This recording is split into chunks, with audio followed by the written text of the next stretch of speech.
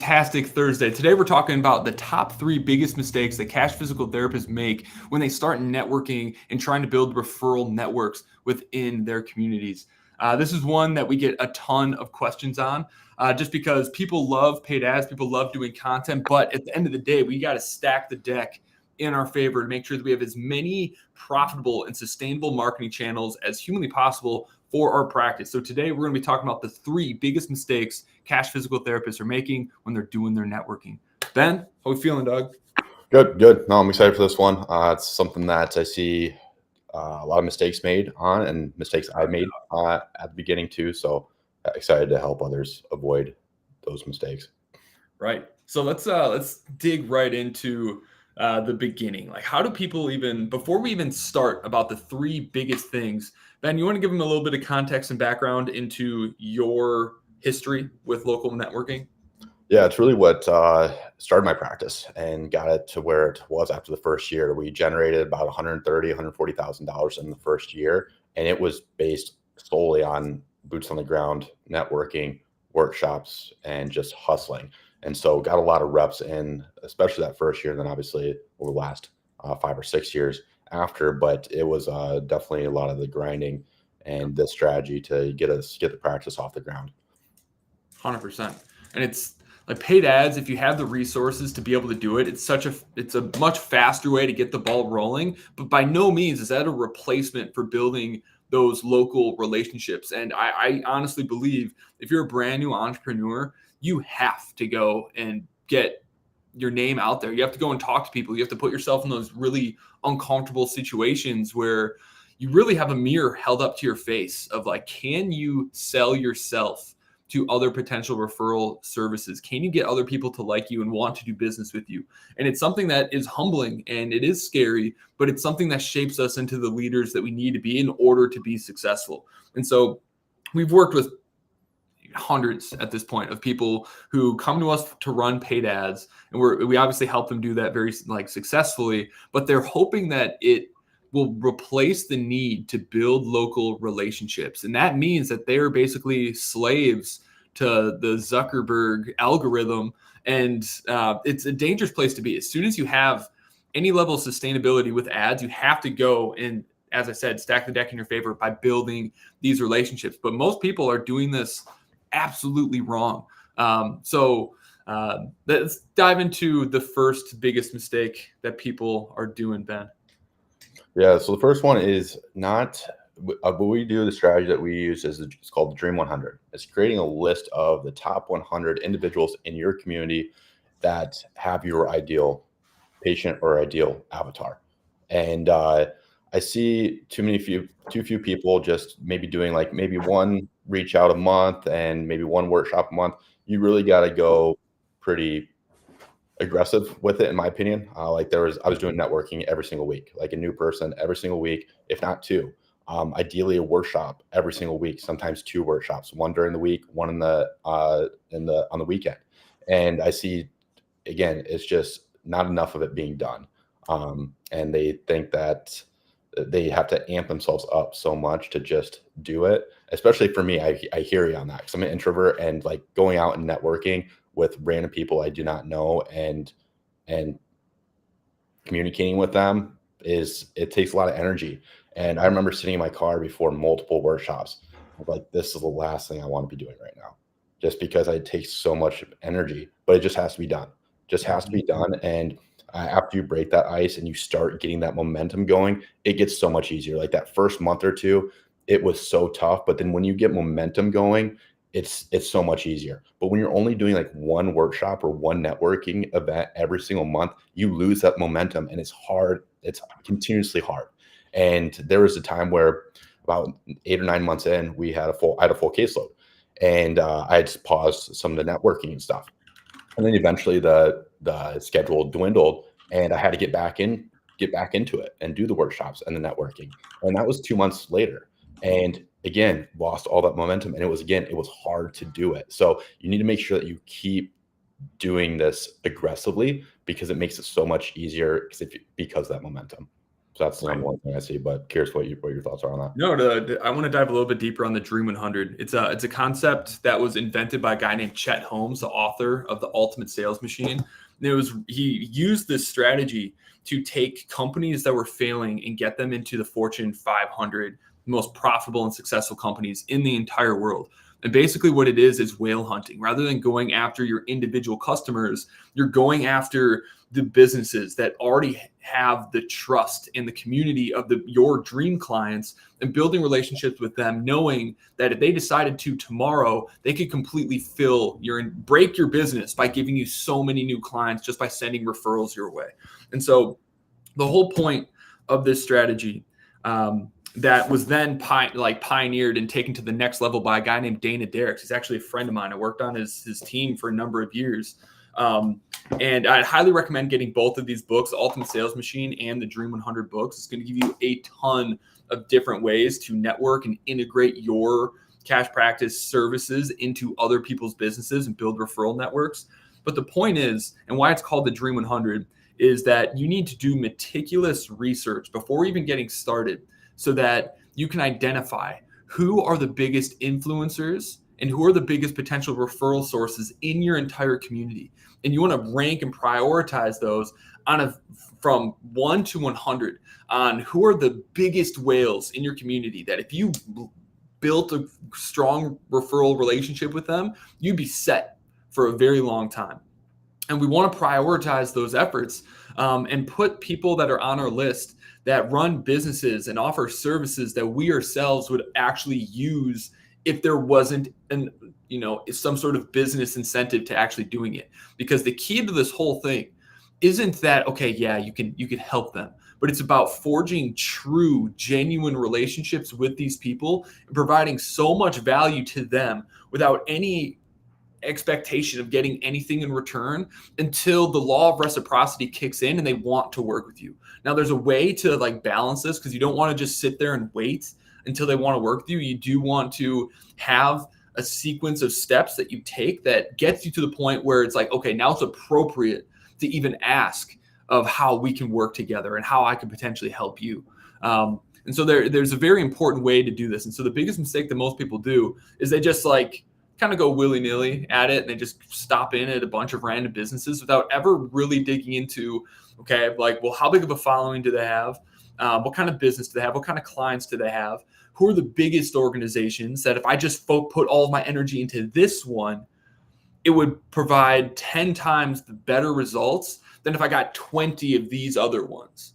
And so crafting and building your Dream 100 list is so important. Just go on Google Docs, spend a couple days, a weekend, just designing your Dream 100 list where you find every potential referral source, put it in there, and then find their online profiles, find who's active on social media, find who clearly has the biggest following and therefore the biggest referral potential for your business, and put a lot of energy into how do I build a relationship with these individuals?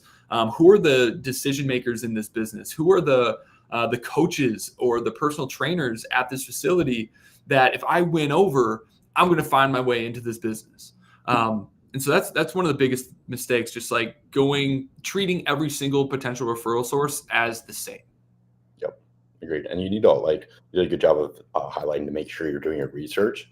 Go to their website, learn about the owner, read their bio. Don't just be like, oh, here's a gym, I need to stop in and you'll see it.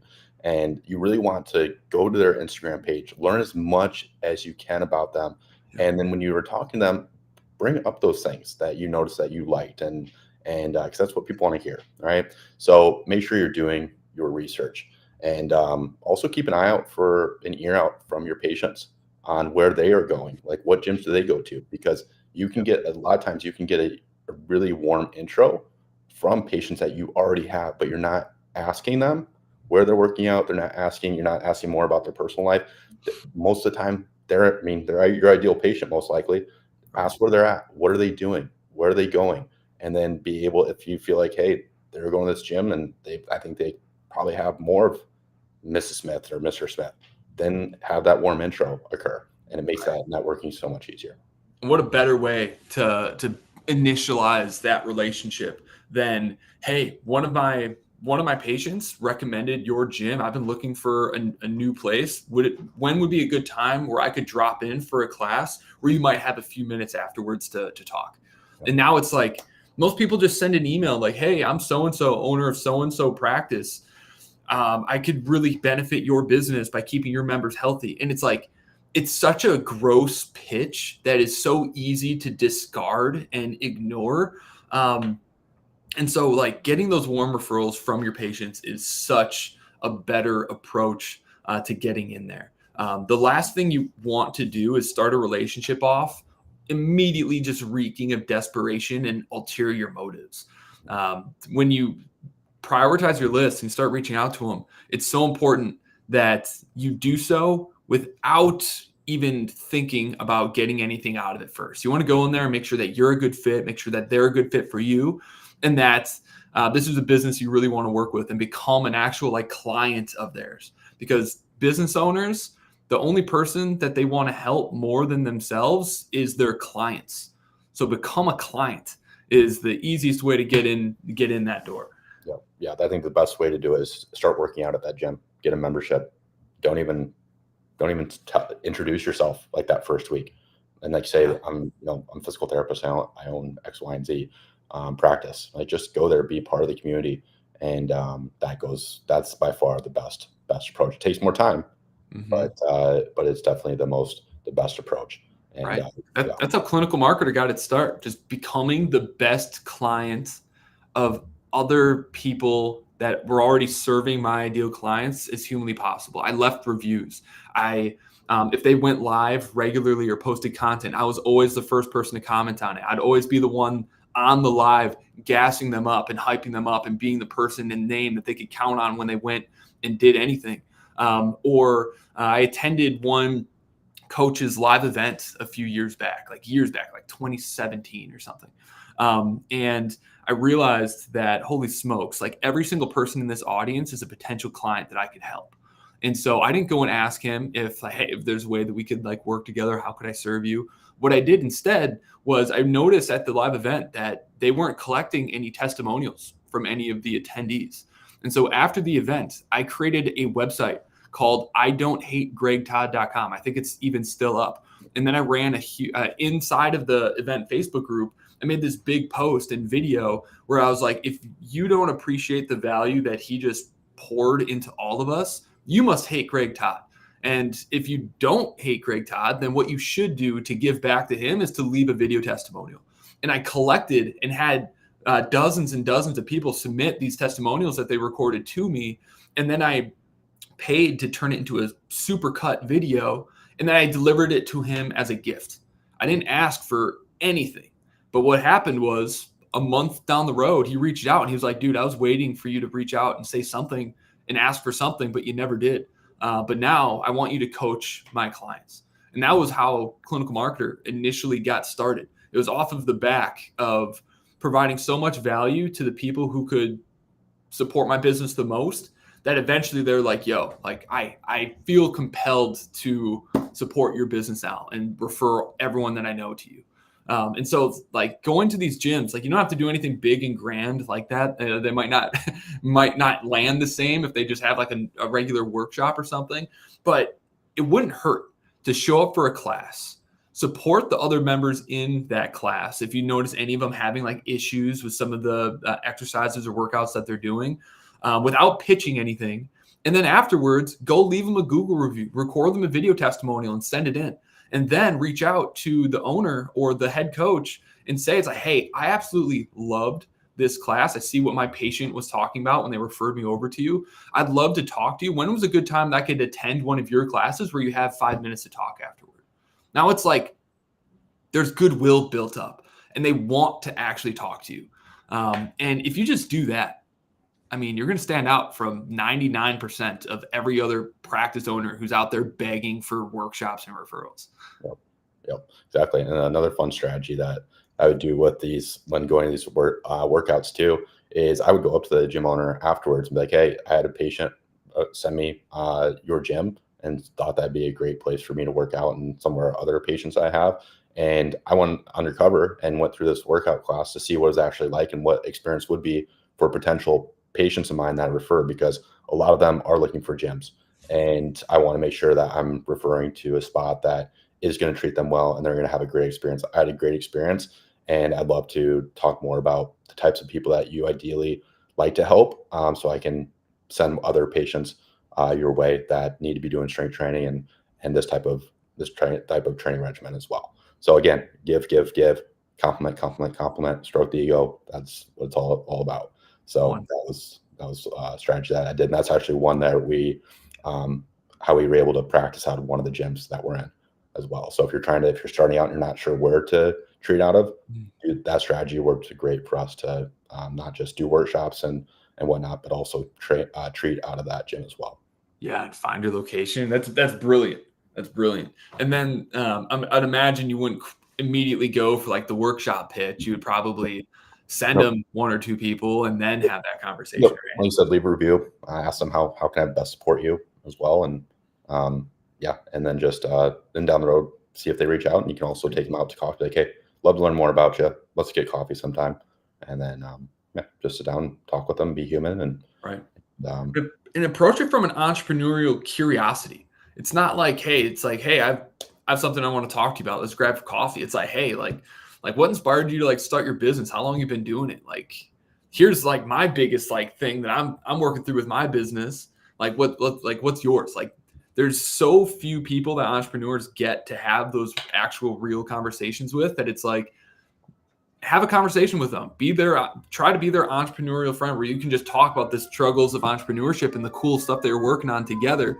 It doesn't always have to be a big pitch. You can actually care about their journey and what they're struggling with and what they're working on, because more than likely you can learn something, and B, you can relate on a level to them that most people in their life likely can't. Yep, exactly. Like that. Entrepreneurship is a lonely game, and when you can sit down with somebody and relate to them, when very few other people can, it goes a long ways with building that trust and building that relationship for sure. And you're going to have a hell of a lot more success with the Dream 100 when your intent isn't to gain business relationships, but like build real relationships, like friendships, like get to know people, because that's going to last a hell of a lot longer than a one-off workshop that you got someone to do because you bugged them enough about it. Right. Yeah. A lot of these gym owners become my friends as well. And it makes it a lot of fun, especially because when I moved, that's the thing too, is I didn't know anybody in Oakland at all. So it's a great way to actually get out and make new friends and other individuals. Like, it's not easy finding friends that you can really relate to in the entrepreneurship world. And so it's a great way to develop friendships and make those connections that you otherwise wouldn't without it. Right. So when going out there, give relentless amounts of value. Focus on building a genuine, authentic relationship by finding common ground. And don't ask for anything until it feels appropriate to. Always frame it around like, how can I support your business? And don't be afraid to ask your potential referral sources for advice. Maybe you're a brand new practice owner and this gym is just booming. And it's the best way to stroke someone's ego and to get them to open up to you isn't for asking them for like referrals. It's asking them for advice. Like, what did you do that helped you get your start? Because it makes people feel so good when they get to like show you and show themselves how far they've actually come. Because most of us don't realize it until someone else asks us a question that's not as far ahead as we are. Yeah. I also want to clarify too on providing value. Buying lunches for physicians is not providing value. Stop doing it. Have some respect for yourself. I see it way too often where that's the main marketing strategy, is going and buying physicians and their front desk lunches just to be able to get in front of them. Most likely the gym owners, trainers are going to be, one, better referral sources. Two, in my opinion, we can make physicians look a hell of a lot better than physicians can make us look better. Right. So that's the thing too. Make sure that you aren't just buying your way in to just get somebody's attention because you gave them money or gave them free lunches. Provide true value and don't go about that way, in my opinion. Yeah, have some self-respect and like own what it is that you do. You don't have to go and beg anyone for what it is that you do. You reek of desperation. It doesn't make people want to work with you long term. If anything, it creates these like one-off relationships that we don't want. We want to build just ironclad, long-term, fruitful, mutually beneficial relationships with everybody. And that's hard to start when you're just looked down upon by everyone else, and you lean into it. And now, obviously, that can be a great strategy, especially if you're in network. But for cash physical therapists, it just hasn't been great. Although we have found some success working directly with cash-based physicians. Yeah. And that's an exploding industry right now. Direct primary care physicians are like exploding. It's a big thing, which is really exciting for the cash physical therapy industry. Because now we have partners that might just inherently have a little bit more trust of the public, just because people are still very new to like what physical therapy is and what it can actually be.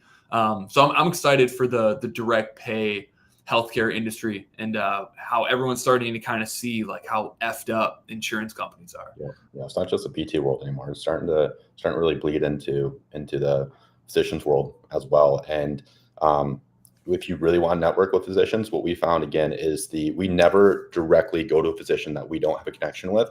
We always leverage our patients that have that connection to give us that intro, and then we'll talk to them about it. But we've had so many physicians in the last 2 or 3 years that have been reaching out to us. Like we just recently had a very large group in the Bay Area, one of the most renowned surgical and physician group in the entire Bay Area, reach out to us because they've had so many of their patients come back and say where they've been going and the results that they've been getting, that they actually came in and like, hey, we'd love to, talk about what you guys are doing. And so we had them come in. They came in for a free session. Guess what? They invited us for a free lunch at their space. So that was really fun. That happened about 6 months ago. I was like, that's one of the bigger wins for the month, after seeing, just so many physical therapists just not having respect for themselves and buying lunches, be able to have that on the opposite end where they're buying us lunches to come in was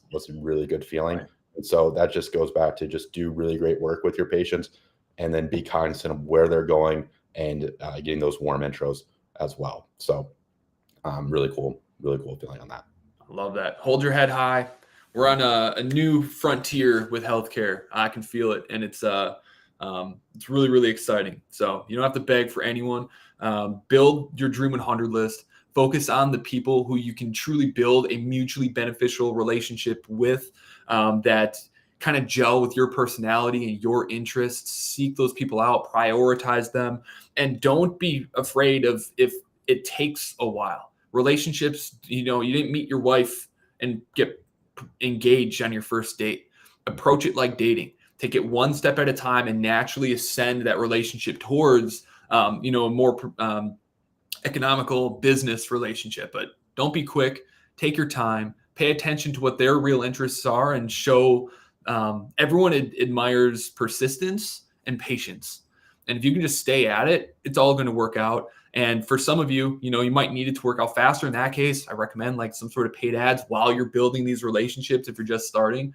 But you gotta be doing these things. You absolutely have to. Another really good strategy that's worked really, really well is having some sort of platform that you create content on.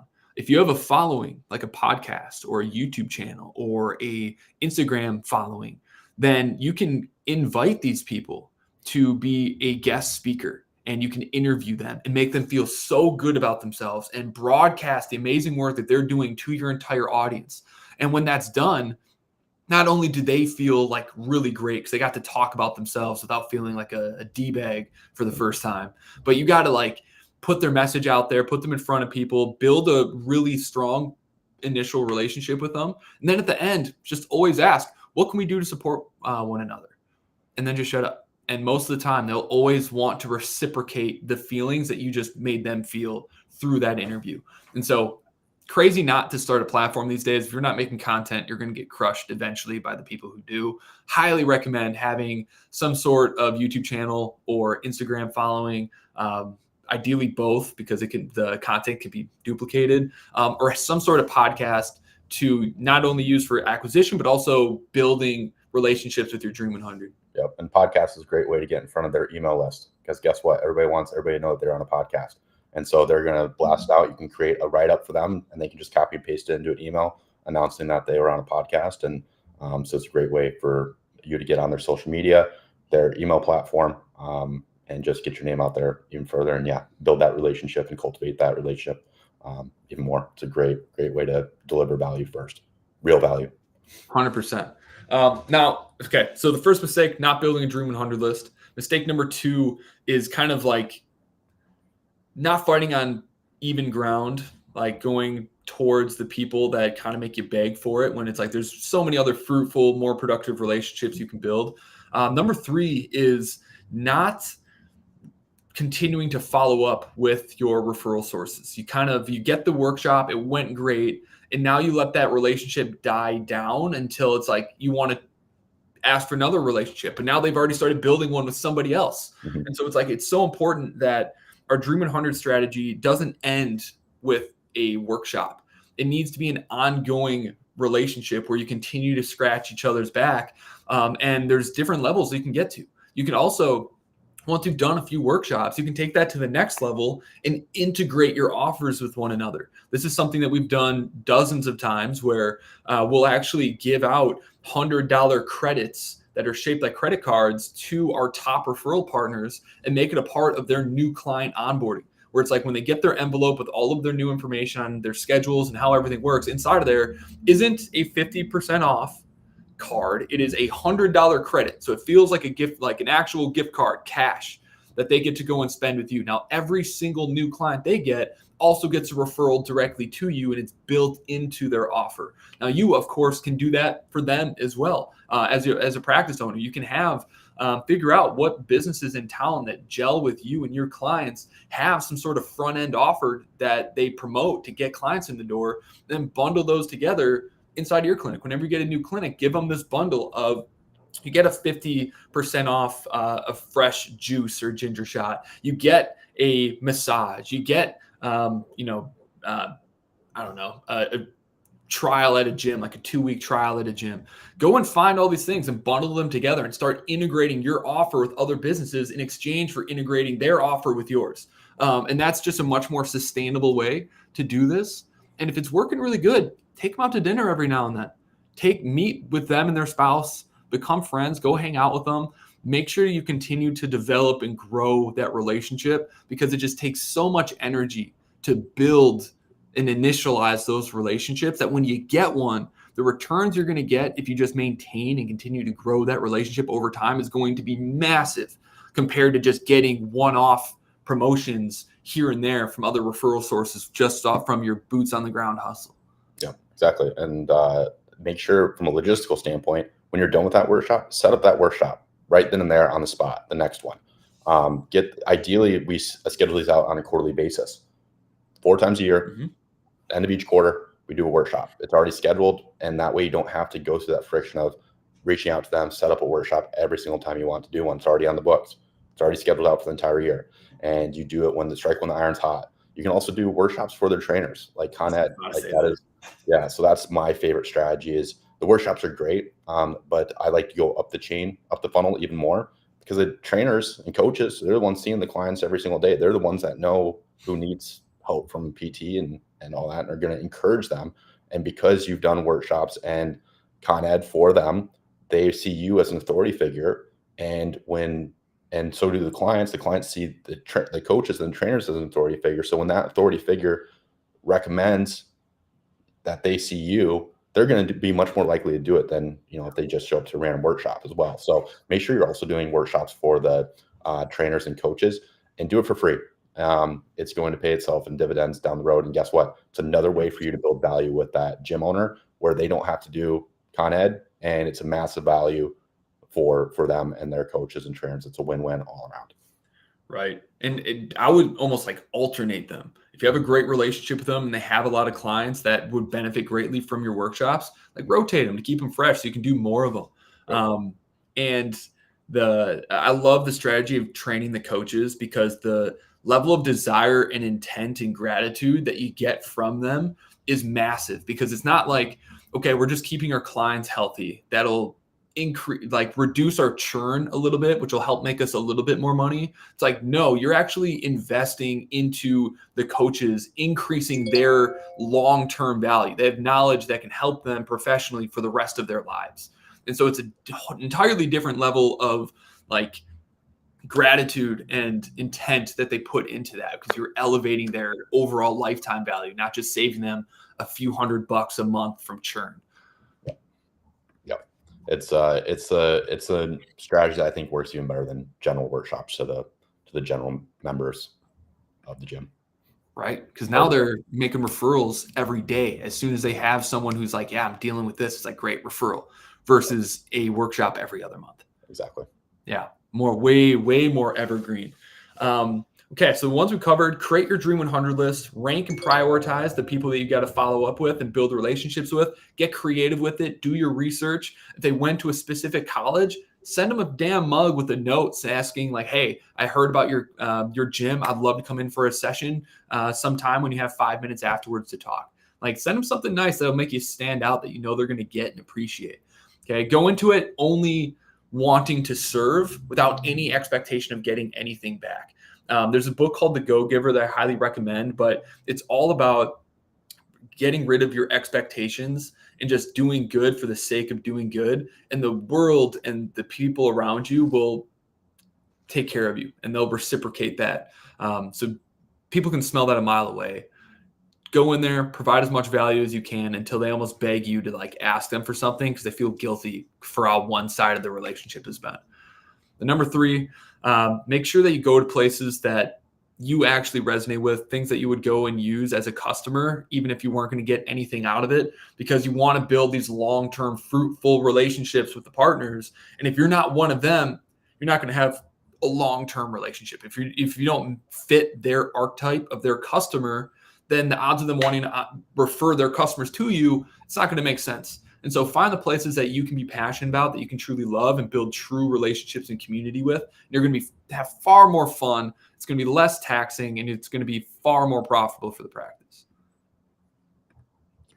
And make sure you guys implement this stuff. Like, this is stuff that I wish I would have known my first year. So it's one thing to hear all the strategies, but it's another thing to implement it. So make sure that you guys implement, take action on it.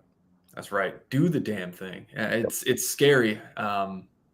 It's scary, but you have to do it. I'd recommend reading The Alter Ego. A lot of book recommendations in this one. Read The Alter Ego. That's going to help you put on a facade or a mask that's going to help you be more confident in the moment until you can authentically be more confident in the moment. Very, very good book, Alter Ego. Or if you're someone who just really struggles to connect with other people, then I'd read the book, Making Friends and Influencing People. That sounds weird in my head. Is that right? How to Win Friends and Influence. Yes, How to Win Friends and Influence People. Yeah. It's hiding in one of my bookshelves. But go check out those books. Do the work. Set a goal. In the next 90 days, you're going to make 30 different connections. Doesn't have to be a relationship. It's just 30 different attempts at building a connection in the next 90 days. And I guarantee you're going to find your referral relationships. You're going to get some workshops scheduled. Just dedicate that to yourself. Go and do it. It's scary, but it's worth it. Yep. Cool. Awesome, everybody. Thanks for watching. If you got value out of this episode, don't forget to like, subscribe, and follow for more content on what's working right now to grow